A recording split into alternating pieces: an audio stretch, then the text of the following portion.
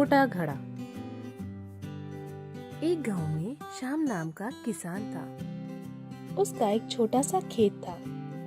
उसके पास 2 मिट्टी के घड़े थे जिसमें वो रोज अपने घर के लिए पानी लेकर आता था। लेकिन उनमें से एक घड़ा फूट चुका था।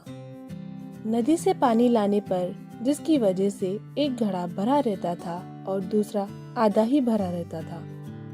फूटा घड़ा बहुत शर्मिंदा रहता था कि वो आधा पानी ही घर पहुंचाता है। सही घड़े को इस बात का बहुत घमंड था कि वो पूरा का पूरा पानी घर पहुंचाता है। इसीलिए वो फूटे घड़े से कहता है, तुम आधा पानी लाकर मालिक की मेहनत बेकार कर देते हो। यह सुनकर फूटा घड़े को बहुत दुख होता है। इस तरह दोनों घड़ों की बातें श्याम सुन लेता है। वो फूटे घड़े को कहता है, तुम सिर्फ अपनी बुराई देख रहे हो। मैं शुरू से उस बुराई में छुपी अच्छाई को देख रहा हूँ, इसीलिए मुझे तुम में कभी कोई कमी नजर नहीं आई। तुम्हें ऐसा क्यों लगता है कि तुम मेरे किसी काम के नहीं हो? जाने अनजाने में तुमने मेरी बहुत मदद की है। वो कैसे? हर रोज जब मैं नदी से घर वापस आता हूँ, तुम्हारा आधा पानी जमीन पर गिरता है, जिससे वहाँ फूलों को उगने में मदद मिलती है। तो तुम कैसे कह सकते हो कि तुम मेरे किसी काम के नहीं हो? इन सब में आपकी मदद कैसे हुई? वो ऐसा है कि अब मैं खेती के साथ साथ उन फूलों को भी बाजार में बेचने लगा हूँ, जिससे मेरे पास अधिक धन आ जाता है। वो धन से मैं खेत के लिए ज्यादा और अच्छे बीज खरीद लेता हूँ। ये सब तुम्हारी वजह से ही हो पाया है, इसीलिए तुम आज के बाद अपने आप को कभी कम मत समझना। हमें कभी भी किसी के हुनर का मजाक नहीं बनाना चाहिए, बल्कि उसकी अच्छाई को ढूंढकर उसे और निखारना चाहिए। एक सुंदर से गांव के बीचों बीच रुचि का घर था। बचपन में ही रुचि के पिता का देहांत हो गया था। वो अपने माँ के साथ अपने मामा मामी के यहाँ रहती थी। रुचि की माँ दिन रात मेहनत करती, जंगल से लकड़ियाँ काट कर लाती, उन्हें बाजार में बेचकर जो भी पैसे आते उससे अपना गुजारा करती। एक दिन रुचि की माँ की तबीयत खराब हो गई। रुचि की माँ 2 दिन से घर पर थी, जिस पर रुचि की मामी उसे खरी खोटी सुनाती है। महारानी जैसे 2 दिन से घर में पड़ी हो, यहाँ हम तुम्हारे नौकर हैं जो तुम्हें खिलाए पिलाए। अरे भाग्यवान, ऐसे क्यों कह रही हो? उसकी तबीयत ठीक नहीं है। तुम तो कोई काम के नहीं हो, दिन भर घर में पड़े रहते हो। अगर घर में सब बैठकर खाएंगे तो कमाएगा कौन? रुचि ये सब सुनकर उदास हो जाती है। माँ, तुम परेशान मत हो, मैं हूँ ना, मैं तुम्हारी जगह काम करूँगी। मैं लकड़ियाँ काट कर लाऊंगी जंगल से। नहीं नहीं बेटी, तुम अभी छोटी हो, जंगल में जंगली जानवर होते हैं, तुम्हें कुछ हो गया तो मेरा क्या होगा? अरे माँ, घबराइए मत, मैं आपकी बहादुर बेटी हूँ। ये कहकर रुचि जंगल की ओर बढ़ जाती है। चलते चलते ये थक जाती है और उसे बड़ी प्यास लगती है। वो आसपास कोई नदी तलाश करती है। इतने में उसे एक नदी नजर आती है। नदी के पास ही उसे एक मटका दिखाई देता है। वो नदी से संभल कर थोड़ा सा पानी मटके में ले लेती है और जैसे ही वो पानी पीने के लिए मटका उठाती है, वहाँ एक बुढ़िया पानी पानी पुकारती है। वो दौड़ते हुए बुढ़िया के पास जाती है और पूछती है, क्या हुआ दादी माँ, आप इस जंगल में क्या कर रही हो?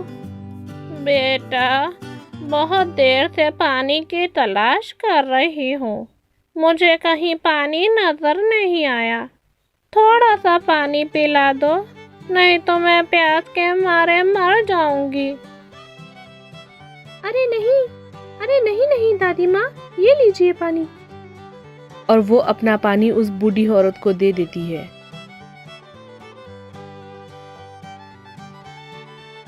तुम कितनी प्यारी बच्ची हो, तुमने मुझे पानी पिलाया। तुम्हारा भला हो बेटा। ये मटका तुम अपने घर ले जाओ। क्यों दादी माँ, ये मेरा नहीं है। हाँ, तुम ले जाओ, इससे तुम्हारी सारी परेशानियां खत्म हो जाएंगी। ठीक है दादी माँ। पलक झपकते ही बूढ़ी औरत वहाँ से गायब हो जाती है। रुचि अपने चारों तरफ देखती है, लेकिन उसे वो औरत नजर नहीं आती। रुचि जंगल से कुछ लकड़ियाँ काट कर उन्हें बाजार में बेच आती है और वो मटका अपने साथ घर ले जाती है। अरे वाह, तुम तो अपनी माँ से ज्यादा पैसे लेकर आई, रोज तुम ही जाना। अरे नहीं भाभी, आप ऐसे मत बोलिए। रुचि की तो पढ़ने की उम्र है, ये पढ़ लिख कर कुछ बनेगी। पढ़ने जाकर कौन सी ऑफिसर बन जाएगी, उसे भी तुम्हारी तरह काम करना पड़ेगा। रुचि वो मटके में पानी भर कर रखती है और उसे अगले दिन अपनी माँ को पिलाती है। माँ बिल्कुल ठीक हो जाती है। उसे यकीन नहीं होता वो ठीक हो गई। वो सोच में पड़ जाती है और रुचि से पूछती है, बेटी रुचि, तुम्हें वो मटका कहाँ से मिला? क्यों माँ, क्या हुआ इस मटके को? कुछ नहीं बेटा, कल रात तुमने मुझे उस मटके से पानी पिलाया और सुबह जब मैं उठी तो बिल्कुल ठीक हो गई। वो मटका तुम्हें कहाँ से मिला बेटी? जंगल में मैंने एक दादी माँ को इस मटके से पानी पिलाया था। उन्होंने मुझे मटका अपने साथ ले जाने को कहा और कहा मेरी सारी परेशानियाँ खत्म हो जाएंगी। हाँ बेटी, देखो मैं ठीक हो गई। वाह माँ, ये मटका तो जादुई है। हम इससे सब गाँव वालों की मदद कर सकते हैं। अरे वाह, क्या बात है रुचि, तुम्हारी माँ तो बिल्कुल ठीक हो गई। भाभी, ये मटके का पानी पीकर मैं ठीक हो गई। हम इससे सब गाँव वालों की मदद करेंगे। ये सुनकर मामी के दिल में लालच जागता है और वो रात को चोरी चुपके वो मटका चुरा लेती है। मटका चुराकर वो बाजार जाती है और जोर जोर से चिल्लाती है, सुनो सुनो सुनो गाँव वालों, जो भी बीमार है इस मटके का पानी पीकर बिल्कुल ठीक हो जाएगा। ये एक जादुई मटका है, इसका पानी पीने के लिए तुम्हें पैसे देने पड़ेंगे। ये सुनकर सारे गांव वाले जमा हो जाते हैं और एक एक कर मटके से पानी खरीद कर पीते हैं। अगले दिन वापस से मामी वो मटका लेकर पानी बेचने चली जाती है। तभी सारे गांव वाले आकर कहते हैं, अरे ये मटका तो बेकार है, हमें इससे कोई फायदा नहीं हुआ। मामी घर आती है और कहती है, अरे ये मटके में तो कुछ भी जादू वादू नहीं है, बेकार मटका है। भाभी, आपने ऐसे क्यों किया? हम अगर ऐसे जादुई पानी बेचेंगे तो अमीर हो जाएंगे। ये करना तो गलत बात है। पागल हो क्या? फ्री में क्यों सबकी मदद करेंगे? हम पैसे लेंगे और अमीर बन जाएंगे। तुम्हें तो पैसों के अलावा कुछ नजर ही नहीं आता। नहीं भाभी, हम किसी से पैसे नहीं लेंगे।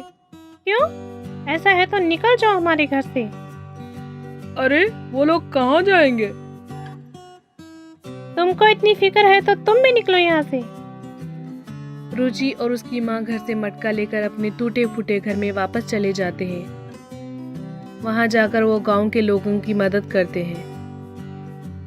एक दिन वही बूढ़ी औरत थोड़ा सा भेष बदल कर रुचि के घर आती है और कहती है, बेटी बेटी, मेरी तबीयत बहुत खराब है, मैं ठीक से चल नहीं पा रही। मैंने सुना है तुम्हारे पास के मटके का पानी पीकर लोग ठीक हो जाते हैं, लेकिन मेरे पास पैसे नहीं है तुम्हें देने के लिए। अरे दादी माँ, आपसे पैसे किसने मांगे? हम तो खुशी से लोगों की मदद करते हैं। दादी माँ झट से एक परी की शक्ल ले लेती है और कहती है, मुझे यकीन था तुम इस मटके का गलत इस्तेमाल नहीं करोगी, इसलिए मैंने तुम्हें ये मटका दिया। अरे वाह, आप एक परी है? हाँ रुचि, चलो मैं चलती हूँ, अपना ख्याल रखना और मटके का भी। ठीक है सुंदर परी। ऐसे ही रुचि और उसकी माँ सारे गांव वालों की मदद उस मटके से करते हैं और खुशहाल जीवन गुजारते हैं।